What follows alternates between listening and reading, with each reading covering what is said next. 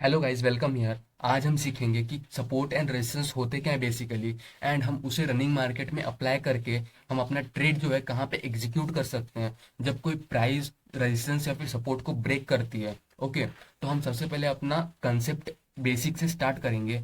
तो मैं जैसे कि अगर एक हॉरिजॉन्टल लाइन जो है मैं यहाँ पे ड्रॉ कर देता हूँ at the range of 14,700। Okay, तो ये जो रेंज रेंज है ये 14,700 का रेंज है, जो जिसको कि हम सपोर्ट की तरह मानेंगे। ओके, ये जो है ये आपका सपोर्ट हो गया, ठीक है। ओके, तो अब होता क्या है यहाँ पे, सपोर्ट का रोल क्या होता है कि अगर कोई प्राइस होता है या फिर कैंडल ऊपर से आती है नीचे, ओके, ये ड्रॉप हो रही है, जो प्राइस है कोई भी स्टॉक का वो ड्रॉप होता है। ओके, तो ये जो रहता है सपोर्ट के पास जाता है। अब यहाँ पे बेसिकली होता क्या है कि यहाँ पे बायर्स बैठे हुए होते हैं। ओके, तो बायर्स इस स्टॉक को बाय करना चालू कर देते हैं at the range of 14,700। Okay, तो यहाँ पे अब क्या होता है कि जो हॉरिजॉन्टल लाइन है ये सपोर्ट की तरह बिहेव करने लगती है। अब ये क्या करती है, जो स्टॉक है वो स्टॉक का प्राइस को वो अब उसको बाउंस बैक करती है। ओके, तो ये रोल रहता है सपोर्ट का। ओके, जो प्राइस रेंज ऊपर से आए और सब कोई भी हॉरिजॉन्टल लाइन पे हम जो ड्रॉ करते हैं उसे टच करे एंड बाउंस बैक हो जाए, उसे हम सपोर्ट कहेंगे। और वहां पे बायर्स बैठे रहते हैं, जो बायर्स होते हैं वो ज्यादा अग्रेसिव रहते हैं वो उस प्राइस रेंज में जहां पे हमने अपना हॉरिजॉन्टल लाइन ड्रॉ किया रहता है। और हम हॉरिजॉन्टल लाइन ऐसे ही ड्रॉ नहीं कर सकते हैं, हमें पास्ट का जो प्राइस होता है उसको देख के हम अपना हॉरिजॉन्टल लाइन ड्रॉ करते हैं एंड उसे सपोर्ट या फिर रेजिस्टेंस की तरह मानते हैं। तो अब आपका कंसेप्ट ये क्लियर हो गया होगा कि सपोर्ट क्या होता है। अब हम सीखेंगे कि रेजिस्टेंस क्या होता है। ओके, अब सपोज मैं एक हॉरिजॉन्टल लाइन जो है वो एट द रेंज ऑफ 15,300 पे प्लॉट कर देता हूँ। ओके, 15,300 के आसपास है। तो अब यहाँ पे क्या होता है, यहाँ पे बैठे हैं आपके बियर्स। ओके, अब यहाँ पे बैठे हैं आपके बियर्स, इसको हम रेजिस्टेंस मानेंगे आर।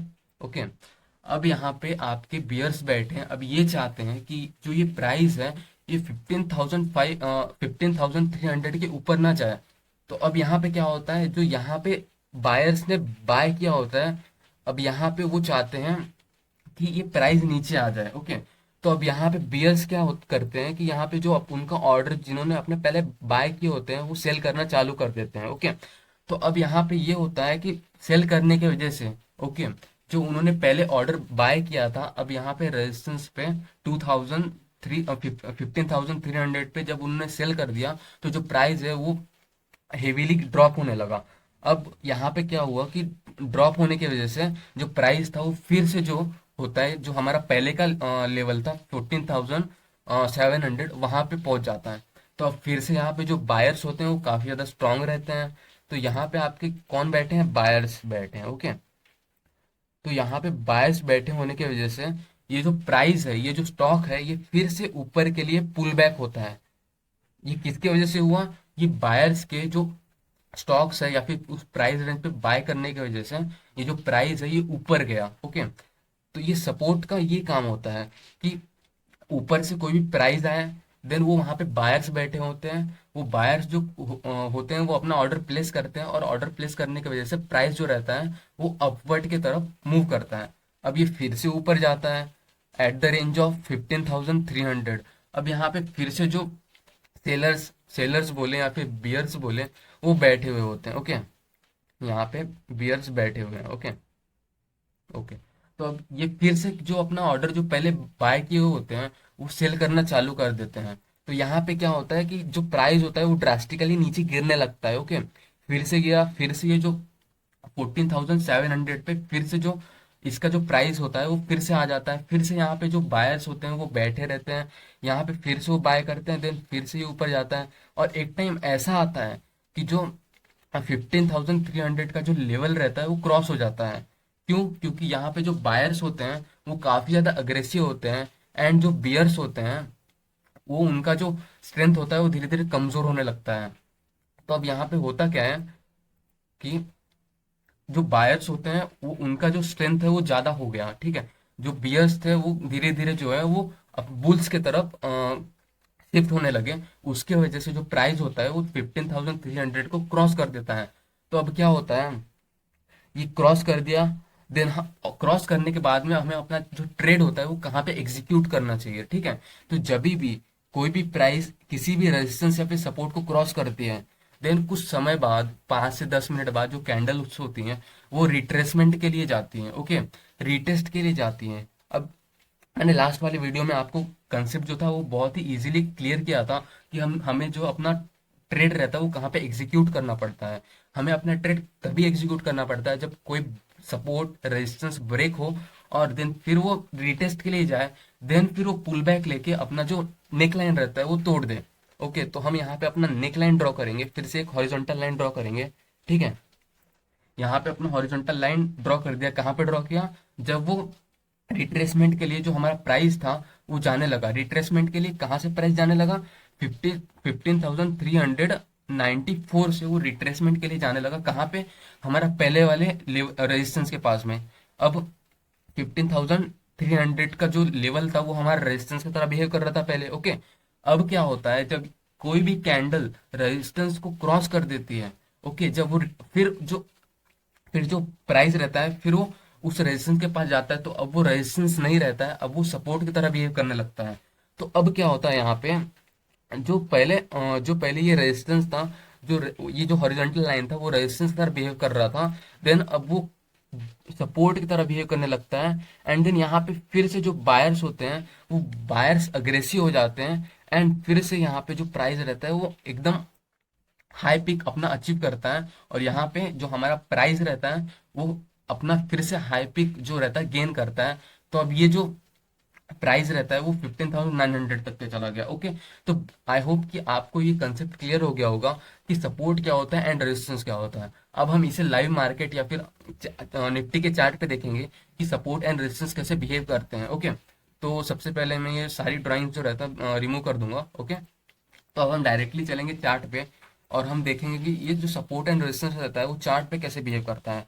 तो ओके, तो एक एग्जांपल मुझे दिखा, ये देखिए, यहाँ पे आप देख सकते हो।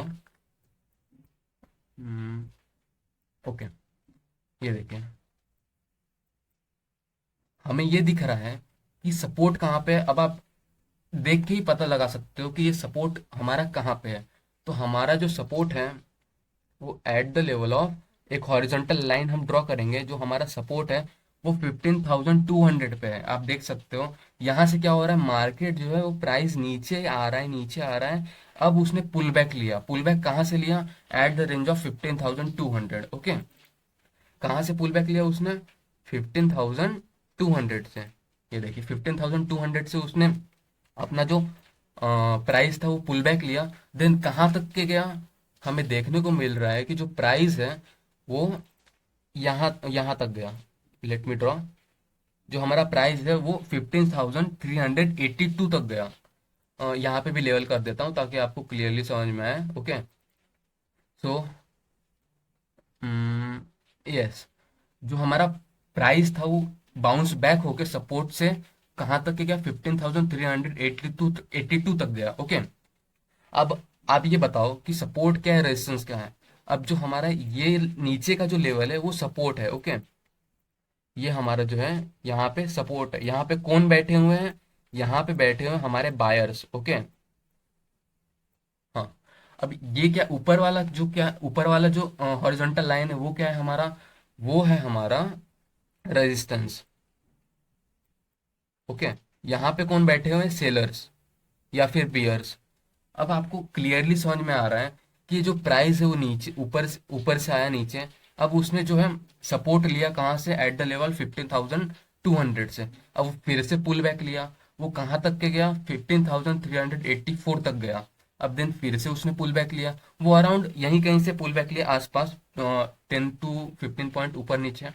देन फिर से वो ऊपर गया, फिर से उसने रेजिस्टेंस लिया, कहाँ से, सेम लेवल से रेजिस्टेंस लिया, ठीक है। ये देख सकते हो आप, यहाँ से उसने रेजिस्टेंस लिया था, ये उसका वीक है, वो वीक जो है वो ऊपर तक के नहीं जा पाया, वो वहां से ही पुल बैक ले लिया। अब फिर से देख सकते हो वो जो रेजिस्टेंस था उसने पुल बैक किया, यहाँ पे जो बायर्स बियर्स थे वो उन्होंने प्राइस को नीचे गिराया।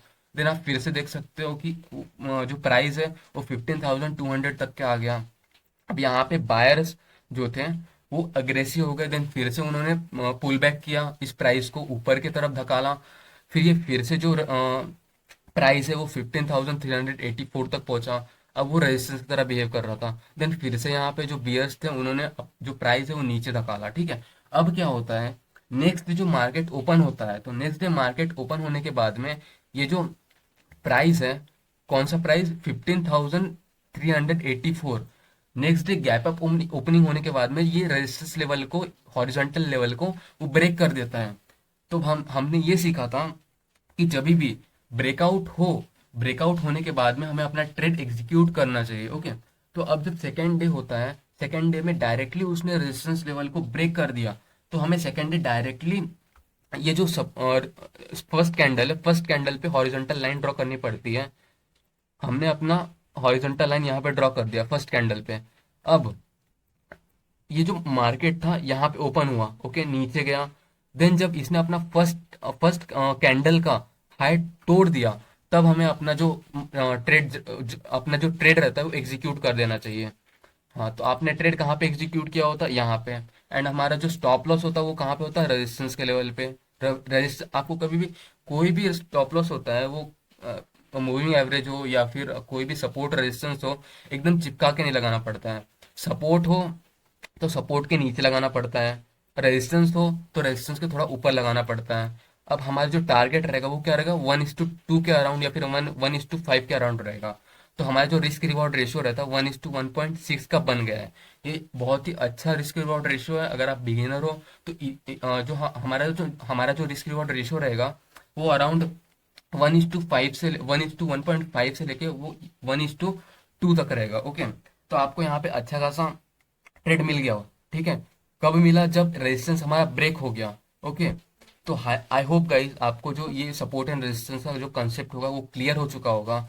एंड नेक्स्ट डे आपको पैटर्न्स के बारे में बताऊंगा कि कैसे पैटर्न्स होते हैं। हेड एंड शोल्डर पैटर्न होता है, कप एंड हैंडल पैटर्न होता है, रेक्टेंगुलर बार जो रहता है उसे ब्रेक होने के बाद में हमें कैसे हमारा जो ट्रेड रहता है वो एग्जीक्यूट करना चाहिए। बुलिश एंगल्फिंग कैंडल्स होती हैं। आपको सबसे पहले कल जो रहेगा सबसे पहला वीडियो जो आएगा वो कैंडल्स के बारे में आएगा, देन उसके बाद पैटर्न्स के बारे में आएगा, ओके। तो थैंक यू गाइस।